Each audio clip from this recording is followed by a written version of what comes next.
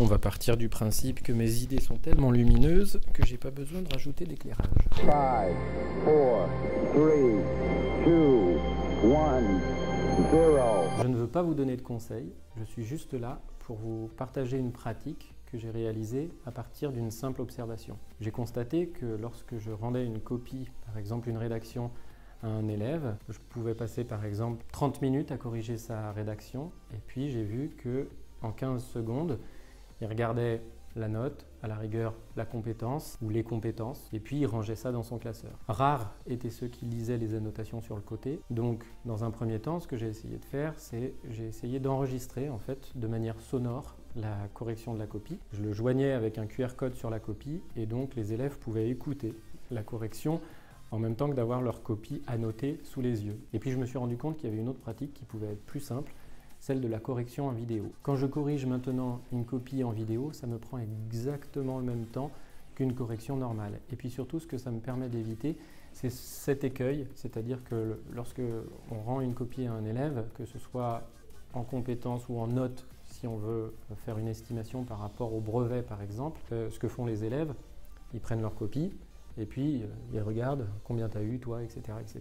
Donc ça permet de résoudre ce problème-là. Je vous explique comment tout de suite. Mes ingrédients pour réussir à faire une correction en vidéo, c'est une copie d'élève, bien sûr. Avec l'iPad, je vais prendre en photo la copie de l'élève. Le stylet me permet d'annoter directement sur la vidéo. J'ai pris un casque avec un simple micro pour que le son soit propre. Et puis, il vous faut aussi du thé ou du café, parce qu'une correction, ça reste une correction, qu'elle soit en vidéo ou pas. Donc, ce que je vais commencer par faire, c'est je vais aller prendre en photo la copie de l'élève. Donc, j'ai pris en photo la copie de mon élève.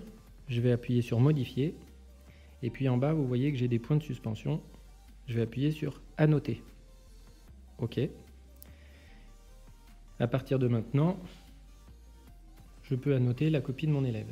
Donc ce qui me reste à faire, c'est enregistrer toutes ces annotations et les conseils que je vais lui donner en le corrigeant. Je vais tirer le coin supérieur droit de mon iPad et ici, j'ai l'enregistrement de l'écran, l'enregistrement vidéo de l'écran.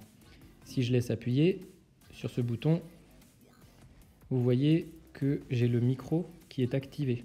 Donc j'ai plus qu'à lancer l'enregistrement. 3, 2, 1. Je me mets sur ma copie. Et maintenant, je peux expliquer à cet élève que dans un premier temps, elle a pensé à répondre à la question. Dans un deuxième temps, elle a effectivement fait une citation du texte. Ensuite, elle a essayé de montrer ce que mettait en valeur la citation. Et puis, je peux bien sûr venir corriger son « ça » et lui rappeler qu'il faut utiliser des procédés d'écriture. Une fois que tout ça est terminé, j'ai plus qu'à décocher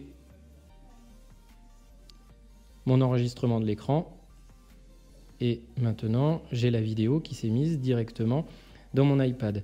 Cette vidéo, je vais pouvoir l'envoyer en fait tout simplement sur un drive. J'ai créé des dossiers et vous voyez qu'ici, si je vais dans ma partie 3e, voilà, j'ai mes élèves. Je prends mon élève, je mets enregistrer ici et j'appuie sur importer. Et donc l'élève a sa vidéo dans son dossier à lui. Ça empêche la comparaison entre sa copie et celle de quelqu'un d'autre.